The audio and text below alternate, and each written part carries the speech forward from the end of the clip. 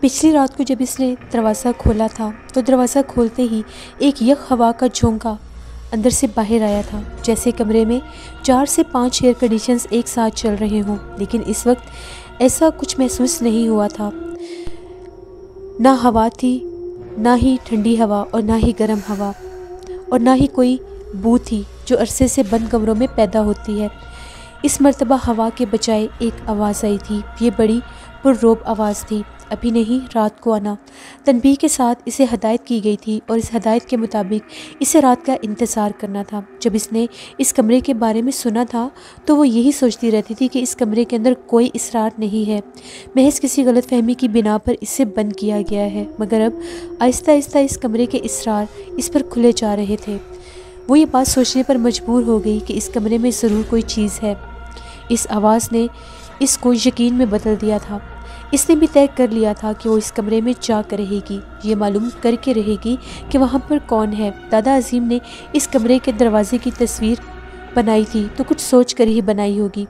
وہ بے چینی کے ساتھ رات کا انتظار کرنے لگی۔ بالآخر رات کا فسوں ہر سو پھیل گیا۔ آسمان تاریک تھا اور گہرے سیاہ بادلوں سے ڈھکا ہوا تھا۔ 2 بجے کا عمل تھا۔ ایک الو اس کے مکان کے اوپر سے کئی بار گزر چکا تھا۔ وہ جب بھی گزرتا تو ایک چیخ مارتا اور پروں کی پھڑپھڑاہٹ کی آواز دور تک گونج جاتی۔ اس مکان کے 7 چکر لگانے کے بعد وہ تانیہ کے کمرے کی چھت پر بیٹھ گیا۔ تبھی تانیہ ہڑبڑا کر اٹھ بیٹھی۔ اسے یوں محسوس ہوا جیسے کوئی بڑا سا پرندہ اس کے سینے پر آ بیٹھا ہو۔ آنکھ کھلی تو اسے ایسا احساس ہوا وہ جیسے خواب دیکھ رہی تھی۔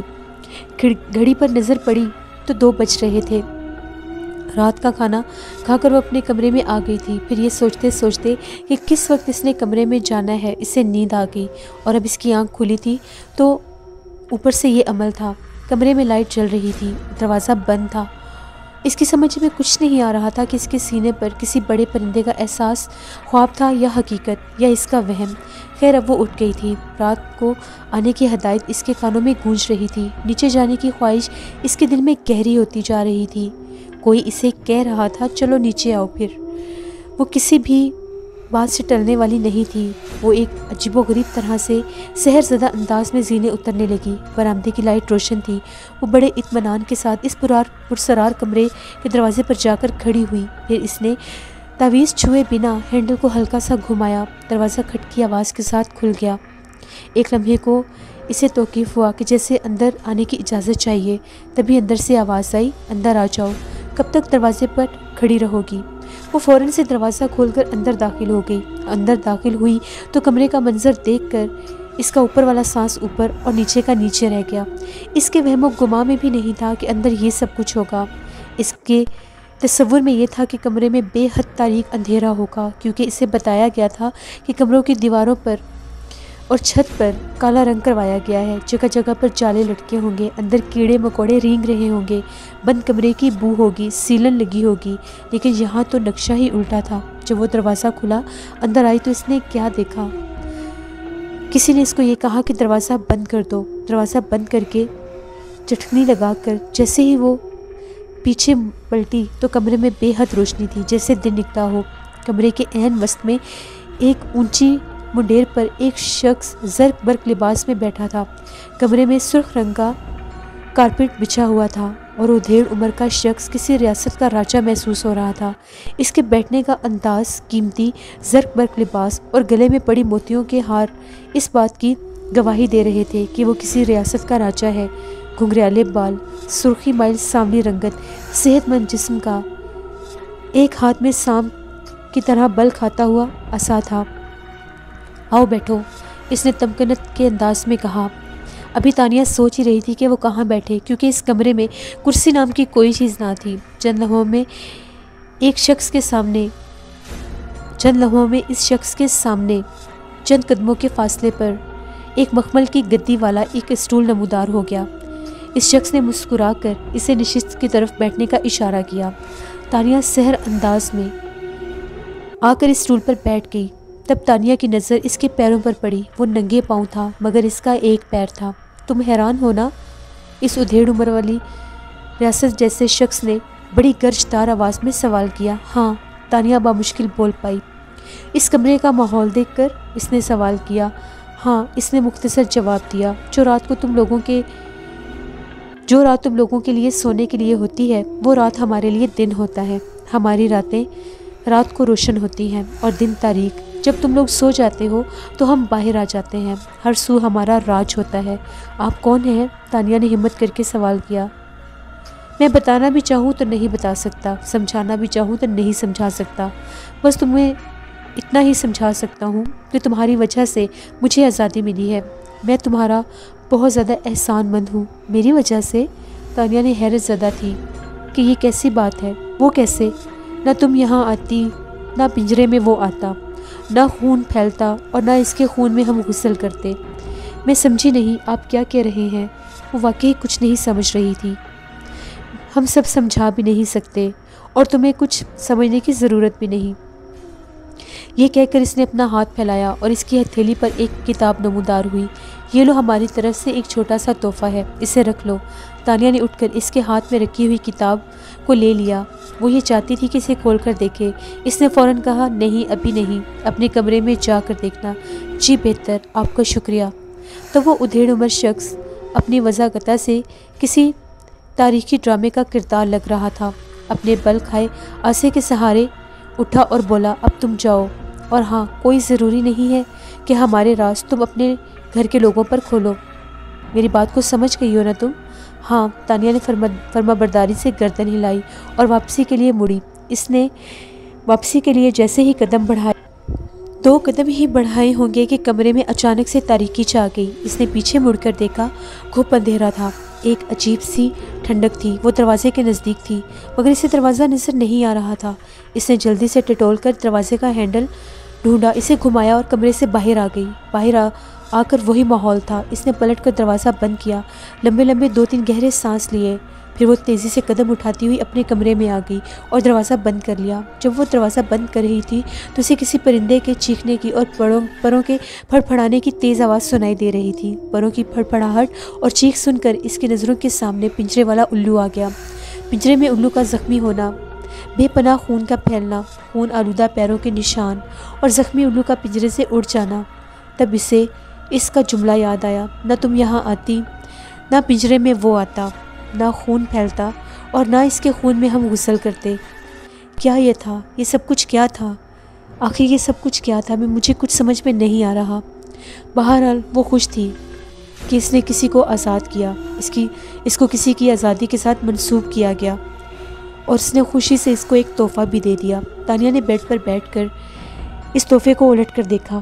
خوبصورت چمڑے کی جلد تھی اور وہ کتاب نہیں تھی، ڈائری تھی۔ بغیر لائنوں کے سفید چمکدار کاغذ تھے، سارے ورق سادہ تھے، ان پر کچھ بھی نہیں لکھا تھا۔ یہ ایک عجیب سا تحفہ تھا۔ اس نے ڈائری کو لے کر ایک کیسٹ نکال کر اس کے کور میں رکھ دیا اور ڈائری بڑے آرام سے اس کور میں آ گئی۔ تب اس نے کور کو اسی ویڈیو والی کیسٹ کے درمیان میں رکھ دیا۔ اب اس تحفے پر بآسانی کسی کی نظر نہیں پڑ سکتی تھی۔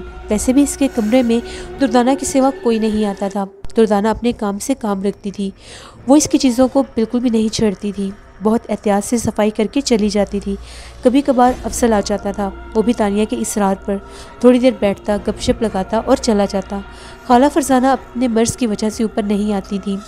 جب تانیہ یہاں نئی آئی تھی تو اس نے اپنا کمرہ سیٹ کیا تھا، تو اس کے اصرار پر اس کے شوق پورا کرنے کے لیے خالہ فرزانہ اوپر آئی تھیں۔ اب تانیہ کی آنکھوں میں نیند اتر رہی تھی، اس کی آنکھیں بوجھل ہو رہی تھیں۔ وہ بستر پر لیٹی اور 5 منٹ کے اندر اس کو گہری نیند آ گئی۔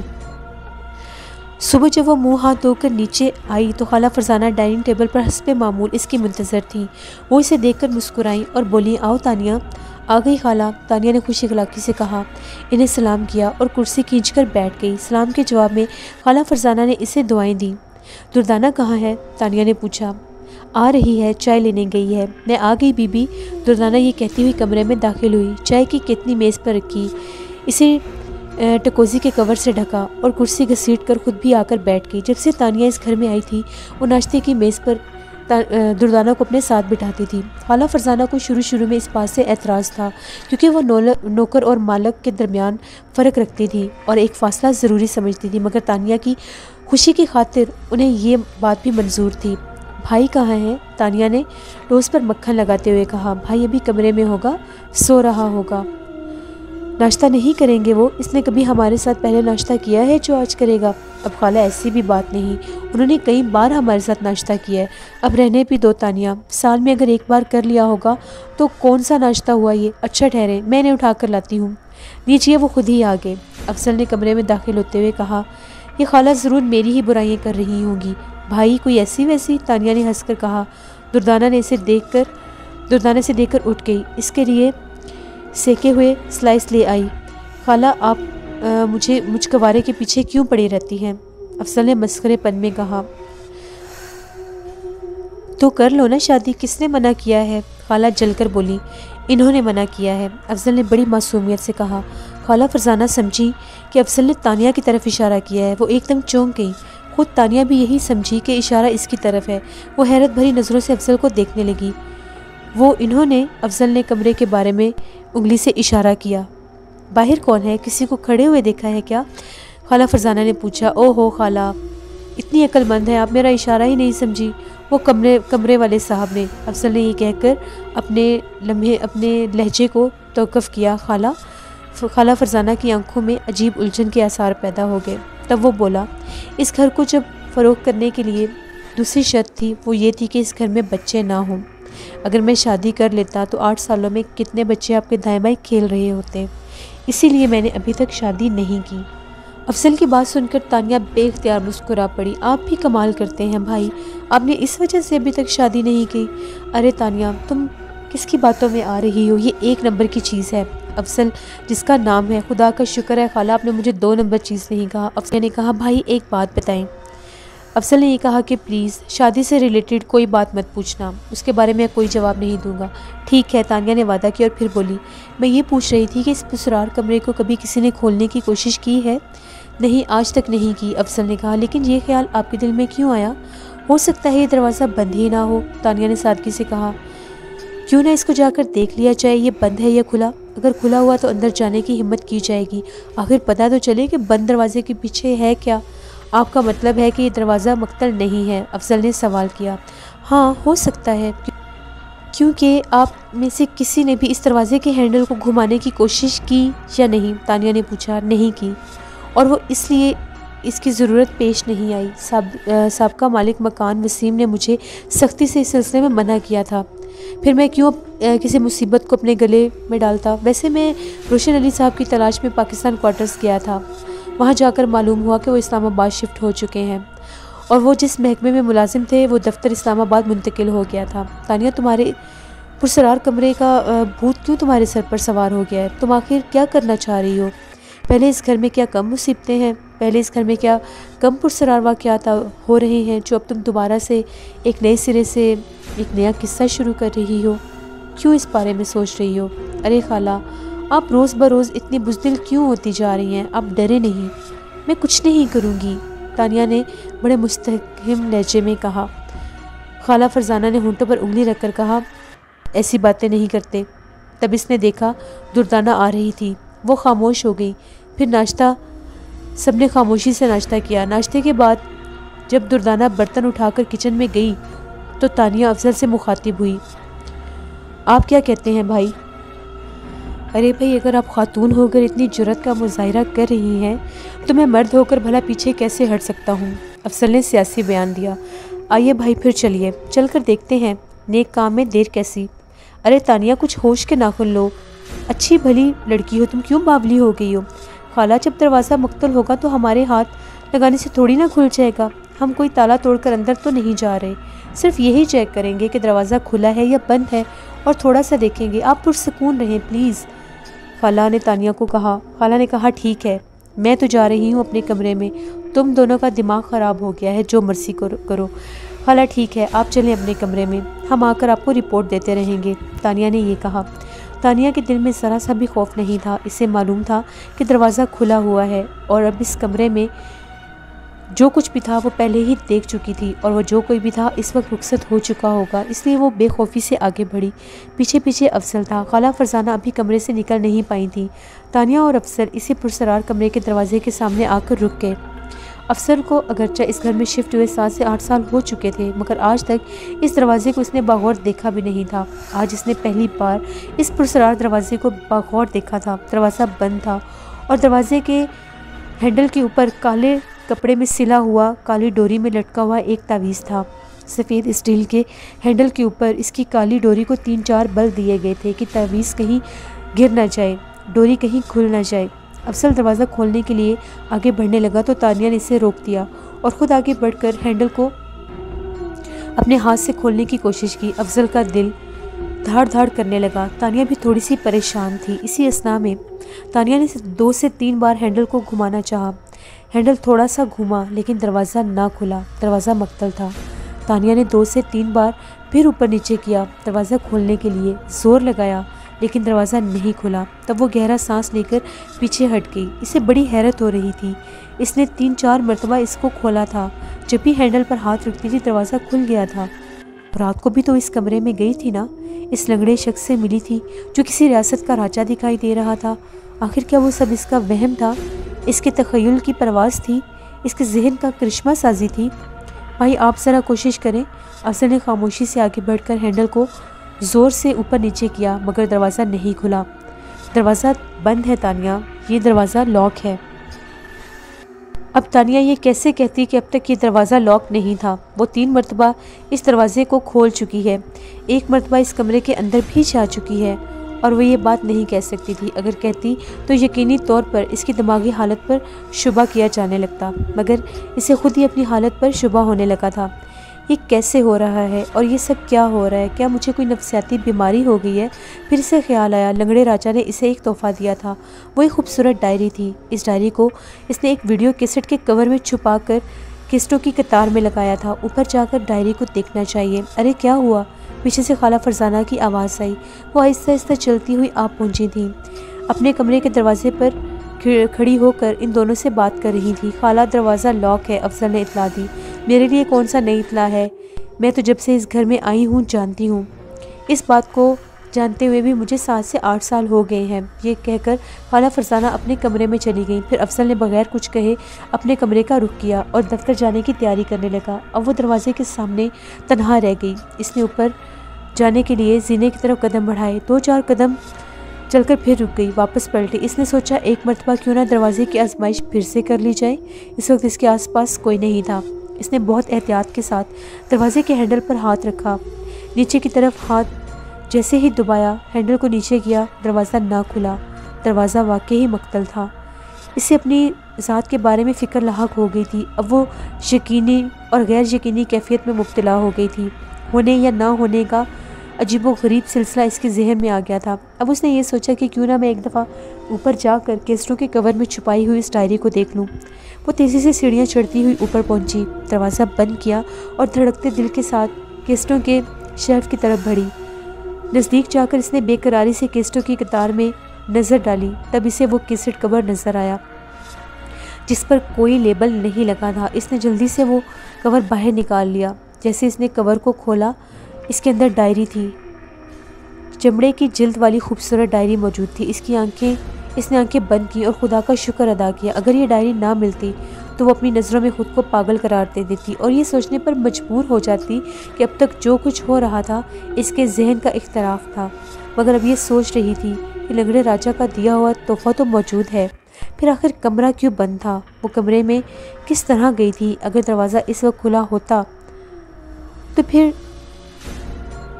اگر دروازہ رات کو کھلا تھا تو اس وقت اس طرح سے کیوں بند تھا؟ اب یہ سب کیا اسرار تھا؟ یہ کیا ایک عجیب و غریب اسرار بری زندگی تھی۔ اس زندگی میں کئی عجیب و غریب معاملات تھے، چاروں طرف اشارے ہی اشارے تھے۔ ان اشاروں کا کوئی حل نہیں تھا۔ لوگ اسے ترکش کیوں کہتے تھے؟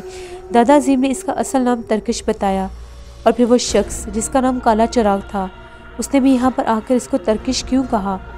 وہ نہیں جانتی تھی کہ اس کا نام کس نے رکھا۔ اسے جب ہوش آیا تھا، جب اس نے ہوش سنبھالا تھا تو اپنا نام تانیہ ہی سنا تھا۔ پھر وہ جس گھر میں پلی بڑھی تھی اور جن کو اپنا ماں باپ سمجھتی تھی وہ اس کے ماں باپ ثابت نہ ہوئے۔ لاہور سے اسے کراچی کیوں منتقل کیا گیا؟ انکل عامر اسے واپس لاہور کیوں نہیں بلاتے؟ پھر وہ پرسرار خواب، دادا عظیم کا لفافہ، پرسرار کمرہ، ایک سلسلہ تھا سوالوں کا، سوال ہی سوال تھے۔ اس کے پاس کوئی جواب نہیں تھا۔ اس کے دل میں ایک ہوک سی اٹھی، کاش کوئی ایسا ہو جو اس کی ذات سے پردہ اٹھا سکے، جو اسے بتا سکے کہ وہ کون ہے، کاش کوئی بتا سکے۔ بڑی شدید خواہش تھی، اتنی شدید خواہش تھی کہ اس نے اس کو بہت اندر سے سوچا، بھلا کیسے معلوم ہوگا، کون بتائے گا مجھے یہ سب۔ تبھی اس کے ہاتھ سے ڈائری چھوٹ کر قالین پر گر گئی۔ اس نے جھک کر ڈائری اٹھائی اور بیڈ پر بیٹھ کر اس کے ورق کھول کر تیزی سے دیکھنے لگی۔ اچانک اس کی نظر پڑی تو یہ حیران سی ہو گئی۔ ڈائری کے اندر اسے چند صفحات پر کچھ تحریر نظر آئی تھی، حالانکہ جب اس نے یہ ڈائری کور میں رکھی تھی اس وقت اس کے اوپر کوئی لفظ تحریر نہیں تھا۔ اپنا شبہ دور کرنے کے لیے اس نے ڈائری کے صفحات کو پھر سے دیکھا۔ ان میں ایک صفحہ اس نے پکڑ لیا جس پر واقعی کچھ لکھا ہوا تھا۔ وہ بڑی خوش خط تحریر تھی، ایک ایک لفظ موتیوں کی طرح لکھا ہوا تھا۔ یہ تحریر کالی روشنائی سے لکھی گئی تھی۔ اس تحریر کا پہلا صفحہ نکالا تو پڑھنے لگی۔ لکھا تھا، تم پریشان کیوں ہوتی ہو، ہم بتائیں گے کہ تم کون ہو، تمہارے دماغ میں آنے والے ہر سوال کا جواب ہم دیں گے، چلو پہلے اپنے بارے میں جان لو، پھر سوال ہوگا، آگے جو سوال کرو گی اس کا جواب دیں گے۔ تمہارے والد ایک بہت بڑے ذمہ دار کے بیٹے تھے۔ تمہارے دادا سر فرمان علی بڑے اثر و رسوخ والے آدمی تھے۔ انہوں نے انگریزوں سے سر کا خطاب پایا تھا، بڑے نیک دل انسان تھے۔ ساون پور میں انہوں نے اپنی رہائش کے لیے جو حویلی بنوائی تھی وہ اپنے طرز کی ایک انوکھی حویلی تھی۔ دور دور سے لوگ اس حویلی کو دیکھنے کے لیے آیا کرتے تھے۔ سر فرمان کو دیہات کی زندگی بہت پسند تھی، لیکن ان کے بڑے بیٹے تمہارے والد راؤ شمشاد، ان کو گاؤں کی زندگی سے الرجی تھی۔ انہوں نے تمہارے دادا سے ضد کر کے ماڈل ٹاؤن لاہور میں ایک کوٹھی بنوائی۔ ماڈل ٹاؤن میں اس کوٹھی میں رہنے کے لیے انہوں نے وہاں پر اپنی رہائش رکھی، اپنی تعلیم مکمل کی۔ تمہارے والد راؤ شمشاد اپنے باپ کی طرح نیک نیت انسان تھے۔ انہوں نے اپنی زندگی میں کبھی بھی کسی کو نقصان نہیں پہنچایا تھا۔ اس کے مقابلے میں تمہارے چچا راؤ احمد علی نے کبھی بھی کسی سے سیدھے منہ بات نہیں کی تھی۔ نیکی کرنا اور غریبوں کے کام آنا دور دور تک ان کی شان کے خلاف تھا۔ وہ ایک سازشی ذہن کا شخص تھا۔ وہ بچپن سے ہی اتنا شاطر تھا کہ شرارت خود کرتا تھا اور ڈانٹ کے لیے اپنے بڑے بھائی یعنی تمہارے والد کو سامنے کر دیتا تھا۔ تمہارے والد راؤ شمشاد اپنے بڑک پن میں اسے معاف کر دیتے تھے۔ ان دونوں بھائیوں کی زندگی بہت عجیب تھی، دونوں کی عادت الگ تھی۔ تمہارے چچا ایک ضدی طبیعت کے انسان تھے اور تمہارے والد بہت نیک۔ سر فرمان علی کے انتقال کے بعد وصیت کے مطابق زمینیں اور دیگر جائیداد تقسیم ہو گئی۔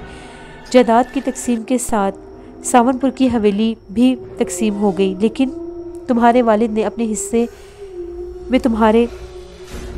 حصہ بھی تمہارے چچا کو دے دیا، کیونکہ تمہارے والد کو دیہات کی زندگی بالکل بھی پسند نہیں تھی، نہ ہی وہ دیہات میں جانا پسند کرتے تھے۔ کبھی ہوتا تھا تو وہ دیہات کا رخ کرتے تھے۔ والد کے انتقال کے بعد انہوں نے کبھی بھی ساون پور کا رخ نہیں کیا تھا، مکمل طور پر چھوڑ گئے تھے۔ کبھی کبھی باغات اور زمینوں کے پیسے لینے کے لیے چلے جایا کرتے تھے، جبکہ وہاں پر تمہارے چچا راؤ احمد علی کا قبضہ تھا۔ سال 6 مہینے بعد ساون پور آ کر اپنی زمینوں کی آمدنی لے کر چلے جایا کرتے تھے، اور ساون پور میں وہ پیسوں کی غرض سے نہیں آتے تھے، انہیں اصل میں شکار کا شوق تھا۔ وہ یہاں شکار کھیلنے آیا کرتے تھے۔ تب راؤ علی زمینوں کی آمدنی کے نام پر کچھ رقم ان کے بریف کیس میں رکھ دیا کرتا تھا۔ انہوں نے کبھی اپنے بھائی سے کسی چیز کا حساب نہیں لیا تھا، لیکن راؤ احمد علی نے بڑے حساب کتاب رکھے ہوئے تھے۔ اس نے بڑی سمجھداری کے ساتھ سب کچھ اپنے نام کر لیا تھا۔ تمہارے والد کو پینٹنگز کا بہت زیادہ شوق تھا، شعر و شاعری سے بھی لگاؤ تھا۔ انہوں نے اپنی ایک ذاتی آرٹ گیلری کھلوا لی تھی، اور آرٹ گیلری کے ساتھ انہوں نے 1-2 ریسٹورانٹ بھی بنوائے تھے۔ ان کے پاس پیسے کی کوئی کمی نہیں تھی۔ یہ سب انہوں نے صرف اس لیے کیا تھا کہ اپنا دل بہلا سکیں۔ تمہارے والد نے ابھی تک شادی نہیں کی تھی، جبکہ تمہارے چچا کی شادی ہو گئی تھی، تمہارے دادا کی زندگی میں ہی ہوئی تھی۔ ان کے 3 لڑکے تھے، آفتاب راؤ، اعتبار راؤ اور اقبال راؤ۔ وہ تینوں حویلی میں دندناتے پھرتے تھے، انہیں کوئی روکنے ٹوکنے والا نہیں تھا۔ تمہارے والد نے ابھی تک شادی نہیں کی تھی، اور شادی نہ کرنے کی کوئی خاص وجہ بھی نہیں تھی، بس ان کے مشاغل ہی کچھ ایسے تھے کہ ان کو فرصت نہیں ملتی تھی، لیکن اس طرح سے زندگی نہیں گزاری جا سکتی تھی۔ تمہارے دادا نے کئی بار ان کو اس بات کی طرف توجہ دلوائی تھی، مگر وہ ہمیشہ ٹال دیا کرتے تھے۔ تمہاری دادی اماں 2 بیٹوں کو جنم دیتے ساتھ ہی اس دنیا سے رخصت ہو گئی تھیں۔ اپنی بیوی سے سر فرمان کو اتنی محبت تھی کہ اس کے بعد انہوں نے شادی نہیں کی، بیٹوں کی شادیوں میں ہی اپنے دلچسپی پیدا کر لی۔ ماں ہوتی تو شاید تمہارے والد کو مجبور کرتی شادی کے لیے، لیکن باپ صرف ان کو سمجھا سکتے تھے۔ پھر ایک وقت ایسا ہوا، تمہارے باپ کی زندگی میں ایک عورت آئی، تمہارے والد کی آرٹ گیلری میں ایک لڑکی آئی۔ جیسے ہی وہ تمہارے والد کے سامنے آئی، تمہارے والد نے اسے دیکھا، اس نے تمہارے والد کو دیکھا، دونوں نے ایک دوسرے کو پسند کر لیا۔ اس خاتون کا نام مہوش تھا۔ مہوش نے اور تمہارے والد نے ایک دوسرے کو پسند کر لیا۔ اس طرح سے دونوں نے شادی کر لی۔ مہوش کو دولت اور جائیداد میں کسی قسم کی کوئی دلچسپی نہیں تھی، وہ ایک بہت کھاتے پیتے گھرانے سے تعلق رکھتی تھی، جبکہ تمہارے چچا کے لیے یہ ایک بہت بڑی مصیبت تھی، کیونکہ وہ ہمیشہ سے یہی چاہتے تھے کہ تمہارے والد صاحب کی شادی نہ ہو اور ساری جائیداد ان کے پاس ہی رہے۔ پھر تمہارے والد کے ہاں تمہارا ایک بھائی پیدا ہوا جس کا نام محسن راؤ تھا۔ زیادہ چونکنے کی ضرورت نہیں، آگے چل کر تمہیں پتہ چلے گا کہ تمہارا بھائی کہاں ہے۔ جب تمہارا بھائی پیدا ہوا، حویلی میں بہت زیادہ خوشیاں منائی گئیں۔ شمشاد راؤ کو وقتی طور پر تو احمد علی آ کر صرف مبارک دے کر گئے، لیکن ان کو وہ کانٹے کی طرح چبھتا تھا۔ وقت گزرتا گیا، تمہارا بھائی 12 سال کا ہو گیا۔ وہ بہت ہونہار لڑکا تھا، بالکل تمہارے والد کی طرح، بہت سمجھدار، بہت ذہین۔ اس نے چھوٹی سی عمر میں بہت سے مشاغل سیکھ لیے تھے۔ تمہارے والد کی نسبت محسن کو دیہاتی زندگی سے بہت لگاؤ تھا اور شکار کا بھی شوقین تھا۔ 12 سال کی عمر میں وہ 16-17 سال کا نوجوان لڑکا لگتا تھا۔ وہ جب بھی گاؤں جاتا تھا وہاں پر تمہارے چچا کو دیکھ کر بہت زیادہ چبھتا تھا۔ وہ چاہتے تھے کہ جتنی جلدی ہو سکے اس کو حویلی سے دور رکھا جائے، کہیں ایسا نہ ہو کہ بٹوارہ کرنا پڑ جائے اور اس کو جائیداد کا کچھ حصہ مل جائے۔ تمہارے والد کو بہت سے خطرات لاحق تھے۔ وہ جانتے تھے کہ احمد علی کچھ بھی کر سکتا ہے، کیونکہ احمد علی کی سچائی تمہارے بھائی محسن نے ہی تمہارے والد پر کھولی تھی، لیکن تمہارے والد نے ہمیشہ سے اس کو یہی سمجھایا تھا کہ ان کو زمین جائیداد اور دیہاتی زندگی میں کوئی لگاؤ نہیں ہے۔ اس کے برعکس محسن کو بہت زیادہ لگاؤ تھا، وہ دیہات میں رہنا چاہتا تھا، دیہاتی زندگی جینا چاہتا تھا۔ تمہارے والد اس کو اکثر سمجھاتے تھے، اس لیے اس کی حفاظت کے لیے 2 باڈی گارڈ بھی اس کے ساتھ لگا دیے گئے۔ ایک دفعہ وہ شکار کھیلنے گیا، آج احمد علی نے وہاں پر جال بنا ہوا تھا۔ وہ چاہتا تھا کہ آج محسن کو ہمیشہ کے لیے راستے سے ہٹا دیا جائے، تبھی اس کے ساتھ آئے ہوئے دونوں گارڈز کو دودھ میں نیند آور گولیاں ملا کر دے دی گئیں۔ اگلے دن محسن نے شکار پر جانا تھا۔ محسن کی اپنے چچا زاد آفتاب کے ساتھ بہت زیادہ دوستی تھی، وہ آفتاب کے ساتھ ہی دن بھر حویلی میں اور گاؤں میں گھومتا رہتا تھا۔ جیسے ہی وہ شکار پر گیا تو تمہارے والد کو بہت سخت دھچکا لگا۔ احمد علی نے آ کر بتایا کہ محسن کو کسی نے اغوا کر لیا ہے۔ تمہارے والد بہت زیادہ تکلیف میں مبتلا تھے۔ تمہارے والد نے جب یہ بات سنی ان کو یقین نہیں آیا، وہ سمجھ گئے تھے یہ سب کچھ ان کے بھائی نے کیا ہے۔ البتہ اس کے برعکس تمہاری ماں مہوش کی حالت بہت زیادہ خراب رہنے لگ گئی، یہاں تک کہ 3 ماہ کے اندر ان کی حالت اور بگڑنے لگ گئی۔ تب اللہ نے ان کے گھر ایک اور خوشی دی، وہ تم تھی، یعنی 12 سال کے بعد ان کے گھر بیٹی پیدا ہوئی۔ تمہارے والد کو بیٹیوں سے بہت لگاؤ تھا، وہ بہت زیادہ خوش تھے۔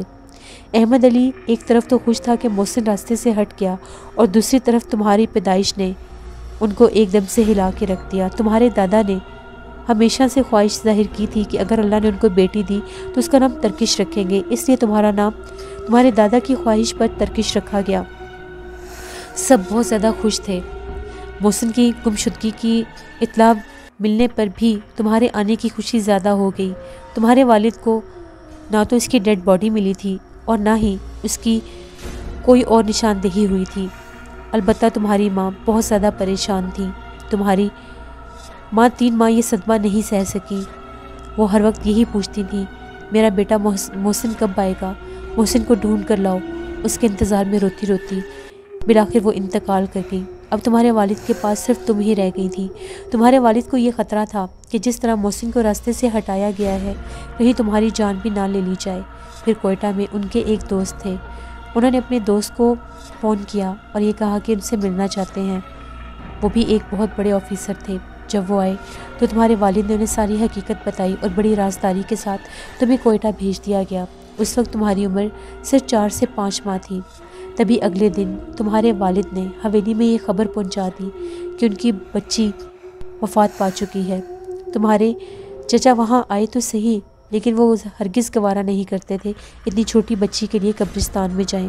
تمہارے والد کو یقین تھا اس طرح سے ان کا یہ ڈرامہ کامیاب ہو گیا۔ وقت گزرتا گیا، تمہارا نام ترکی سے تانیہ رکھ دیا گیا۔ بالآخر جب تم نوجوان ہو گئی تو تمہارے والد اکثر تمہیں ملنے آیا کرتے تھے، تم سے بہت زیادہ محبت کرتے تھے، لیکن تمہیں بھی ان سے لگاؤ تھا۔ تم سمجھ نہیں پاتی تھی یہ کیسا بندھن ہے، جبکہ اس کے برعکس تمہارے والد صاحب کے دوست جو تھے وہ بتانا چاہتے تھے کہ یہ سچائی بتا دی جائے۔ جب تم 16 سال کی ہوئی تو تمہیں وہ لاہور لے کر آئے۔ وہاں پر یہ بتایا گیا کہ تمہیں وہاں پر اعلیٰ تعلیم کے لیے بھیجا جا رہا ہے۔ تب تمہارا نام ترکش سے تانیہ رکھ دیا گیا۔ وہیں پر تمہارا نام تبدیل ہو گیا تھا جب تم کوئٹہ گئی تھی۔ جس رات تم وہاں پر پہنچی اس رات تمہارے اوپر یہ سچائی رکھی گئی۔ تمہیں یہ بتایا گیا کہ رحمت علی جو تمہارے والد کے دوست تھے وہ تمہارے اصل والد نہیں تھے، تمہارے اصل والد جو تھے وہ شمشاد تھے۔ اسی رات رحمت علی کو ہارٹ اٹیک ہوا اور ان کی موت ہو گئی۔